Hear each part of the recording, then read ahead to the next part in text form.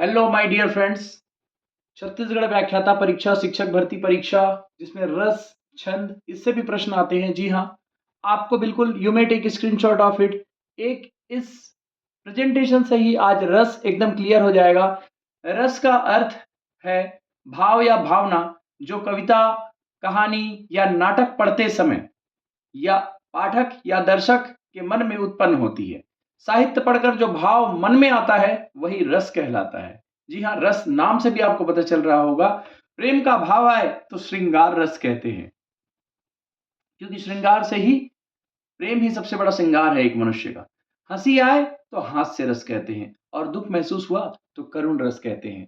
तो यहां पर जो है, इस प्रकार से आप समझ सकते हैं उदाहरण के रूप में।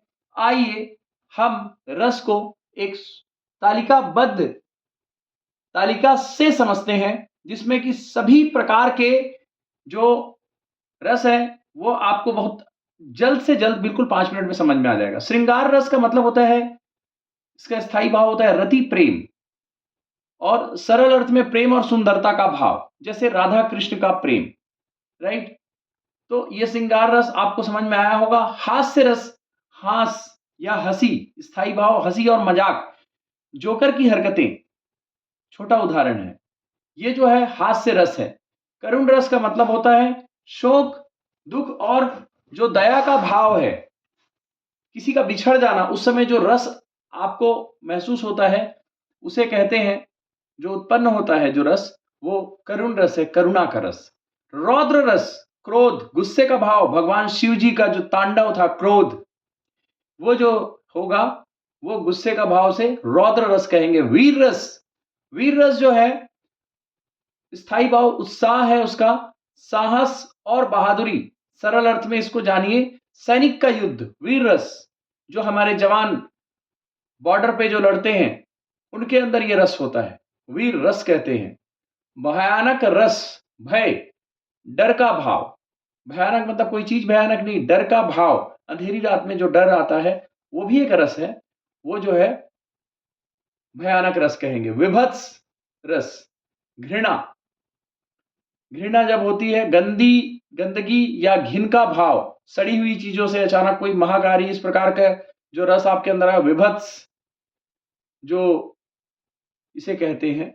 अद्भुत रस जो होता है, आश्चर्यचकित होने का भाव, जादू देखना, ये जो है वो आपका अद्भुत रस होगा। शांत रस, शांति, मन की शांति, ध्यान लगना, ये जो है शांत रस होगा।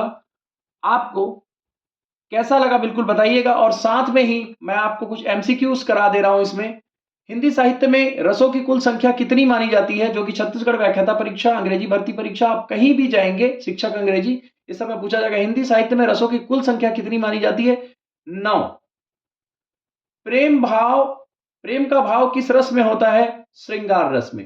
हंसी और मजाक, हास्य रस, अभी जस्ट बताया था। इस प्रकार से प्रश्न आएंगे। दुख और करुणा का भाव किस रस में होता है? तो करुण रस। करुणा का भाव करुण रस, क्रोध का भाव रौद्र रस, साहस और बहादुरी का भाव किस रस में होता है? तो वीर रस।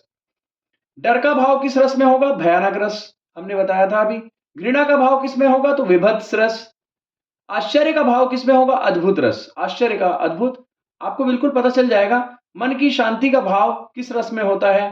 अब देखिए, रौद्र नहीं हो सकता, करुणा नहीं हो सकता, वीर नहीं हो सकता, शांत रस होगा। इस प्रकार से एलिमिनेशन मेथड से भी कर सकते हैं। और बिल्कुल 4 मिनट भी नहीं हुआ है, आपको पूरा रस समझ में आ गया है। मैं एक ही चीज कहना चाहूंगा, रस का मतलब एक प्रकार का भाव और भावना है, जो कविता, कहानी या नाटक पढ़ते समय पाठक या दर्शक के मन में उत्पन्न होती है, जिसको यहां पर 9 प्रकार से विभाजित किया हुआ है और बहुत अच्छे तरीके से समझा था। बिल्कुल 5 मिनट से पहले आप समझ गए हैं। बिल्कुल कमेंट बॉक्स में बताइएगा। इंग्लिश बालाजी ज्ञान गुण सागर चैनल सब्सक्राइब करके रखिएगा। छत्तीसगढ़ व्याख्याता परीक्षा, चाहे नवोदय हो, चाहे केवी हो, चाहे PGT English, TGT English, I am here and definitely हम बहुत अच्छा करेंगे। Wish you all the best.